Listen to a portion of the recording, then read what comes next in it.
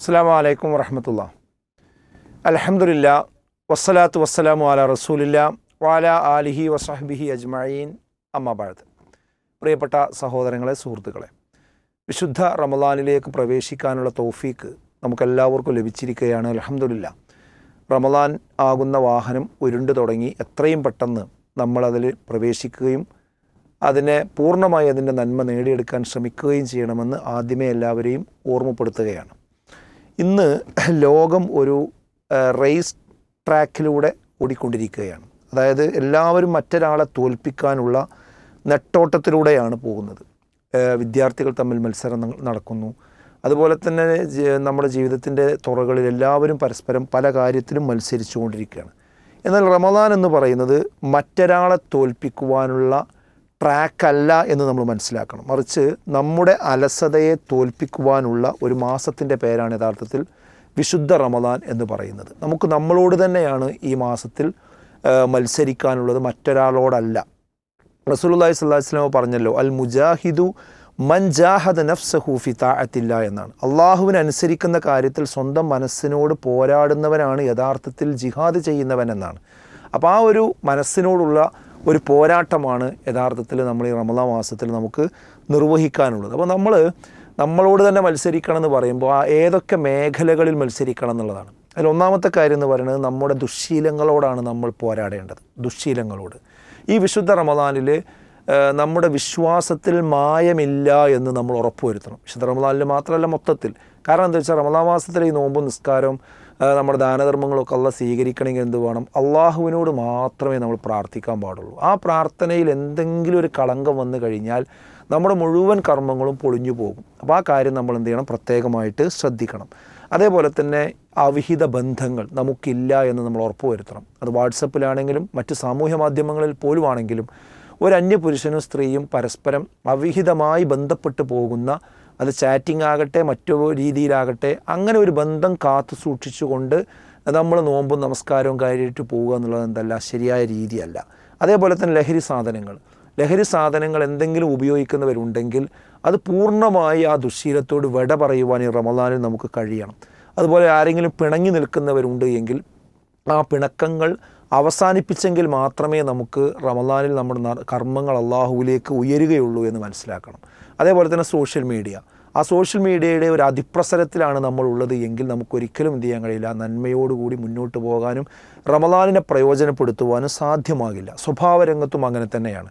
സ്വഭാവരംഗത്ത് കൂടുതൽ ദേഷ്യം കാണിക്കുന്ന ആളുകളുണ്ട്. ചിലപ്പോൾ റമളാൻ മാസമാകുമ്പോൾ കുറച്ച് കൂടുതൽ ദേഷ്യമാണ്, വാപ്പാക്ക് നോമ്പാണ് കേട്ടോ എന്ന് പറഞ്ഞ് പേടിപ്പിക്കുന്നൊരവസ്ഥയൊക്കെ വീടുകളിൽ ഉണ്ടാവാറുണ്ട്. അങ്ങനെ നോമ്പിന് പ്രത്യേക ഒരു ദേഷ്യം എന്നുള്ളത് വിശ്വാസിക്ക് പാടില്ല. ഈ നോമ്പുകാലം സ്വബറിൻ്റെ മാസം കൂടിയാണെന്ന് മനസ്സിലാക്കണം. അതേപോലെ തന്നെ സാമ്പത്തിക രംഗത്തുള്ള ചില ദുശ്ശീലങ്ങൾ, ഈ പലിശയുമായി ബന്ധപ്പെട്ട കാര്യത്തിൽ യാതൊരു ജാഗ്രതയുമില്ലാത്ത ആളുകൾ ഇപ്പോഴും അനവധിയുണ്ട്. നിസ്സാര കാര്യങ്ങൾക്ക് വേണ്ടി ആധാരം പണയം വെക്കുന്നു, ലോൺ എടുക്കുന്നു, അതുപോലെ സ്വർണം പണയം വെക്കുന്നു, തിരിമറി നടത്തുന്നു, എന്നിട്ട് ഒന്നും കൂട്ടിയാൽ കൂടാത്ത അവസ്ഥയുണ്ടാകുന്നു, കടം വാങ്ങുന്നിടത്ത് യാതൊരു നിയന്ത്രണവുമില്ലാതെ പോകുന്നു.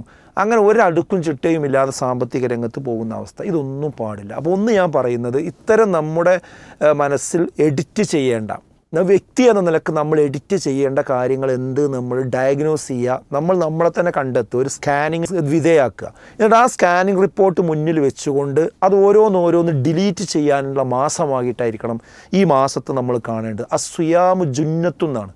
അതായത് നോമ്പെന്ന് പറയുന്നത് ഒരു പരിചയമാണ് എന്ന്. എല്ലാ തിന്മകളെയും തകർക്കാൻ, എതിർക്കാൻ, പ്രതിരോധിക്കാൻ ശേഷിയും കഴിവുമുള്ള ഒന്നിൻ്റെ പേരാണ് നോമ്പ് അഥവാ വിശുദ്ധ റമളാൻ എന്ന് പറയുന്നത്. റസൂലുള്ളാഹി സ്വല്ലല്ലാഹു അലൈഹി വസല്ലം പറഞ്ഞു, മാലം യഹ്രിഖ്ഹാ എന്നാണ്. അതായത് ആ പരിച അവൻ തകർക്കാതിരിക്കുന്നിടത്തോളം കാലം അതിൻ്റെ ഒരു സൗകര്യം അവന് ലഭിച്ചുകൊണ്ടിരിക്കുമെന്നാണ്.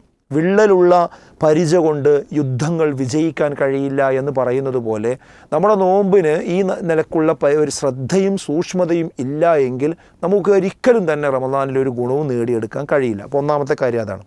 രണ്ടാമതായി നമ്മൾ മത്സരിക്കേണ്ട വിഷയം എന്ന് പറയുന്നത് ജമാഅത്ത് നമസ്കാരവുമായി ബന്ധപ്പെട്ട വിഷയത്തിലാണ്. അതായത് വീട്ടിൽ ഒറ്റക്ക് നമസ്കരിച്ചിരുന്ന ശീലത്തെ തോൽപ്പിച്ച് പള്ളിയിലെ ഒന്നാം സഫിലെത്താൻ നമ്മൾ മത്സരിക്കുക എന്നതാണ്. റസൂലുള്ളാഹി സ്വല്ലല്ലാഹു അലൈഹി വസല്ലം പറഞ്ഞു, ലൗ യഅലമുന്നാസു മാ ഫിൻ നിദാഇ വസ്സഫിൽ അവ്വൽ സുമ്മ ലം യജിദു ഇല്ലാ അൻ യസ്തഹിമു അലൈഹി ലസ്തഹമു. അതായത് ബാങ്കിൻ്റെയും ഒന്നാമത്തെ സഫിൻ്റെയും മഹത്വം ജനങ്ങൾ അറിഞ്ഞിരുന്നുവെങ്കിൽ അവിടെ എത്താൻ അവർ നറുക്കിടുമായിരുന്നുവെന്നാണ്. അതായത് അത്രക്ക് പ്രാധാന്യം ആളുകൾക്ക് എന്ത് ചെയ്യും, അതിന് കാണിക്കും. അതുകൊണ്ട് സുഹൃത്തുക്കളെ, ഈ റമദാന് കഴിയുന്നതോടുകൂടി നമുക്ക് നമ്മുടെ ജമാഅത്ത് നിസ്കാരത്തിന് കൃത്യമായൊരു പ്ലാനും പദ്ധതിയും ഉണ്ടാവണം. ആ ഒരു ശീലം നമ്മൾ ഇവിടുന്ന് സ്വീകരിക്കണം. അപ്പോൾ നമ്മൾ എവിടെയാണോ ജോലി ചെയ്യുന്നത്, ആ ജോലി ചെയ്യുന്ന സ്ഥാപനത്തിൻ്റെ അടുത്ത് പള്ളി എവിടെയാണ്, ആ പള്ളിയിൽ എപ്പോഴാണ് ജമാഅത്തിൻ്റെ സമയം, അതേപോലെ തന്നെ നമ്മുടെ കടയുടെ തൊട്ടടുത്തുള്ള പിന്നെ പള്ളി ഏതാ, എപ്പോഴാണ് ജമാഅത്തിൻ്റെ സമയം, ഇങ്ങനെ നോട്ട് ചെയ്ത് തന്നെ നമ്മൾ എന്ത് ചെയ്യണം, അതിനനുസരിച്ച് ഒരൊറ്റ ജമാഅത്തും ഞാൻ നഷ്ടപ്പെടുത്തൂല എന്ന ഒരു തീരുമാനത്തിലേക്ക് നമുക്ക് പോകാൻ കഴിയണം. അടുത്തൊരു കാര്യം ഖുർആൻ പാരായണവുമായി ബന്ധപ്പെട്ട വിഷയമാണ്. അതായത് ഈ മൊബൈൽ ഇങ്ങനെ നോക്കുന്ന സമയത്തെ നമ്മൾ തോൽപ്പിച്ച് വിശുദ്ധ ഖുർആൻ പാരായണത്തിന് കൂടുതൽ സമയം കണ്ടെത്താനുള്ള ഒരു പ്ലാനും പദ്ധതിയും റമദാൻ മാസത്തിൽ നിർബന്ധമായിട്ട് നമുക്ക് ഉണ്ടാകണം. കാരണം എന്താ വെച്ചാൽ, ഈ റമദാനിൽ നോമ്പാകാനുള്ള കാരണം എന്താണെന്ന് ചോദിച്ചാൽ, ഫമൻ ഷഹിദ മിൻകുമു ഷഹ്റ ഫൽയസുംഹു എന്നാണ് വിശുദ്ധ ഖുർആൻ പറഞ്ഞത്. അതായത് റമദാനിലാണ് ഖുർആൻ ഇറങ്ങിയത്, അതുകൊണ്ട് അതിന് ആ മാസത്തിൽ സാക്ഷിയായവരൊക്കെ എന്ത് ചെയ്യട്ടെ, നോമ്പ് നോൽക്കട്ടെ എന്നാണ്. അപ്പോൾ ഒരു ഖുർആനിൻ്റെ സാന്നിധ്യമില്ലാത്ത ഒരു നോമ്പെന്ന് പറഞ്ഞാൽ റൂഹില്ലാത്ത ആത്മാവ് പോലെയാണ്, വെള്ളമില്ലാത്ത കടൽ പോലെയാണ്, നിക്കാഹില്ലാത്ത കല്യാണം പോലെയാണ്. അത്രക്ക് ഗൗരവം നമ്മൾ കാണേണ്ടതുണ്ട്. അപ്പോൾ ഖുർആൻ ശരിക്കും എന്ത് ചെയ്യണം, എത്ര പ്രാവശ്യം ഓതണം എന്നുള്ളത് നമ്മൾ തീരുമാനിക്കണം. അത് തീരുമാനിച്ചാൽ ഒരു ദിവസം പിന്നെ എത്ര ഓതണം നമുക്ക് ധാരണ കിട്ടും. അപ്പോൾ 3 പ്രാവശ്യം ഖുർആൻ ഓതാൻ തീരുമാനിച്ച ഒരാളാണെങ്കിൽ ഒരു ദിവസം 3 ജുസ് ഓതണം. 3 ജുസ് ഓതിയാലേ 30 ദിവസം ആകുമ്പോഴേക്കും എന്ത് ചെയ്യുള്ളൂ, പൂർത്തിയാകുള്ളൂ. ഒരു പ്രാവശ്യം ഖുർആൻ ഓതാൻ തീരുമാനിച്ചാലാണെങ്കിൽ ഒരു ദിവസം നിർബന്ധമായിട്ട് ഒരു ജുസു പൂർത്തിയാക്കിയിരിക്കണം. അപ്പോൾ ആ ഒരു ജുസു പൂർത്തിയാക്കണമെങ്കിൽ ഞാൻ ഏത് സമയത്ത് ഓതണമെന്ന കൃത്യമായ കാഴ്ചപ്പാട് നമുക്ക് വേണം. അത് നമ്മുടെ ഷെഡ്യൂൾ അനുസരിച്ചുകൊണ്ട് നമ്മളതിന് സമയം കാണണം.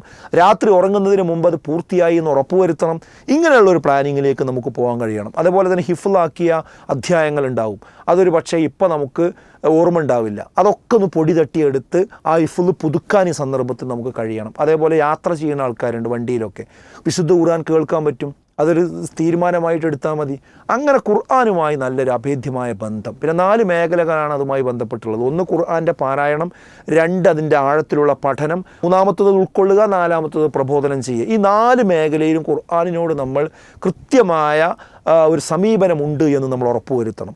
അടുത്തൊരു വിഷയം നമ്മുടെ തറാവീഹുമായി ബന്ധപ്പെട്ടതാണ്. അതായത് ഉറക്കത്തെയും ക്ഷീണത്തെയും തോൽപ്പിച്ച് രാത്രി നമസ്കാരത്തിൽ ഞാൻ ഉറച്ചു നിൽക്കുമെന്ന തീരുമാനം, അതിന് മനസ്സിനോട് നമ്മൾ എന്ത് ചെയ്യണം, പോരാടണം, മത്സരിക്കണം. റസൂലുള്ളാഹി സ്വല്ലല്ലാഹു അലൈഹി വസല്ലം പറഞ്ഞു, രാത്രി ഒരാൾ ഈമാനോടും ഇഹ്തിസാബോടും കൂടി നിസ്കരിക്കുകയാണെങ്കിൽ ഓഫിറ ലഹു മാ തഖദ്ദമ മിൻ ദംബിഹി എന്നാണ്, അവൻ്റെ പാപങ്ങൾ മുഴുവനും അള്ളാഹു പുറത്തു കൊടുക്കുമെന്നാണ്.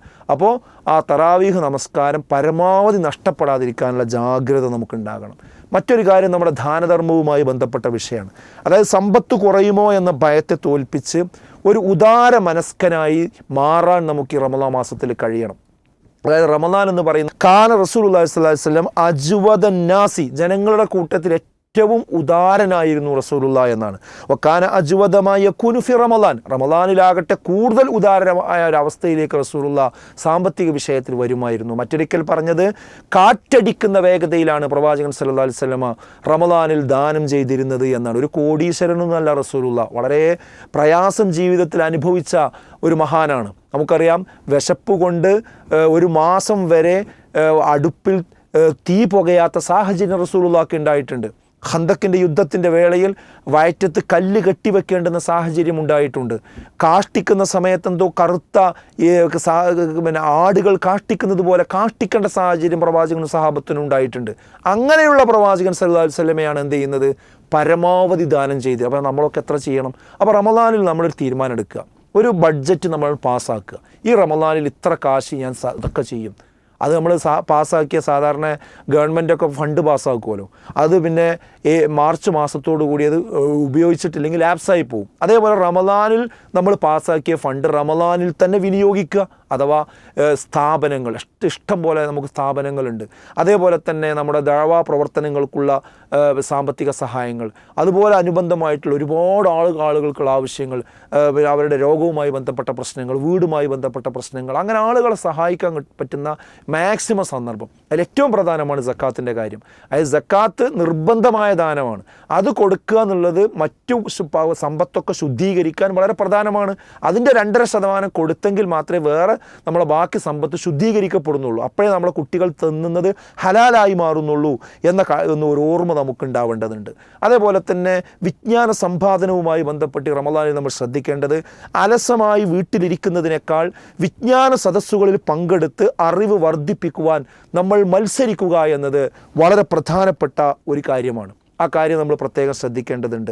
കാരണം എന്താ വെച്ചാൽ അറിവ് വർദ്ധിപ്പിക്കാൻ നമ്മൾ ബോധപൂർവം ശ്രമിച്ചിട്ടില്ല എങ്കിൽ നമുക്ക് ദീനീ രംഗത്ത് നിലനിൽക്കാൻ കഴിയില്ല. അപ്പോൾ ഈ ലിബറലിസം, അതുപോലെ തന്നെ മതനിരാസം, ഇതൊക്കെ വളരെ വലിയ തോതിൽ വർദ്ധിച്ചു വന്നുകൊണ്ടിരിക്കുകയാണ്. അപ്പോൾ യഥാർത്ഥ ഇസ്ലാം എന്താണ് എന്ന് നമ്മളും നമ്മുടെ കുടുംബവും പഠിക്കണം. അതിനിപ്പോൾ ഞായറാഴ്ചകൾ, അതുപോലെ തന്നെ മറ്റു സന്ദർഭങ്ങളിലൊക്കെ റമദാൻ വിജ്ഞാന വേദികൾ നമ്മുടെ ചുറ്റുവട്ടത്ത് നടക്കുന്നുണ്ട്. ഇതുപോലെ യൂട്യൂബുകളിൽ ധാരാളം ക്ലാസ്സുകൾ വരുന്നുണ്ട്. ഏതെങ്കിലും കുറച്ച് ക്ലാസ്സുകളും കാര്യങ്ങളും കേൾക്കുക, കുറച്ച് ഇസ്ലാമികമായ ഗ്രന്ഥങ്ങൾ വായിക്കാൻ തീരുമാനിക്കുക. അങ്ങനെയുള്ള ഒരു വൈജ്ഞാനികമായ ഒരു അറിവ് നേടാനുള്ള സന്ദർഭം കൂടി റമദാനിൽ നമ്മൾ കാണേണ്ടതുണ്ട്. അതുപോലെ ഇതൊക്കെ നടക്കണമെങ്കിൽ എന്ത് വേണം?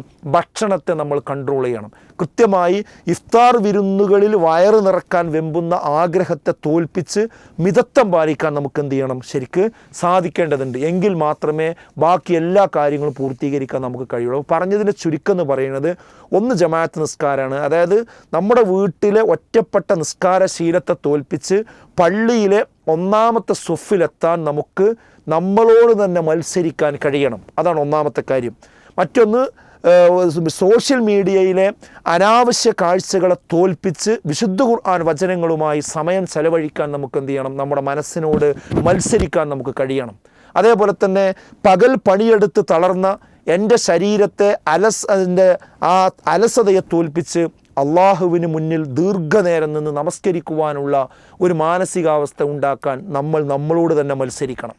അതേപോലെ പണം കുറഞ്ഞു പോകുമോ ഇല്ലാതെയാകുമോ എന്ന എൻ്റെ ഉള്ളിലെ ആ പിശുക്കിനെ തോൽപ്പിച്ച് നിർലോഭമായി അള്ളാഹുവിൻ്റെ മാർഗത്തിൽ ദാനം ചെയ്യുവാനുള്ള ഒരു ഉദാരത മനസ്സുണ്ടാകാൻ നമ്മളോട് തന്നെ മത്സരിക്കേണ്ടതുണ്ട്.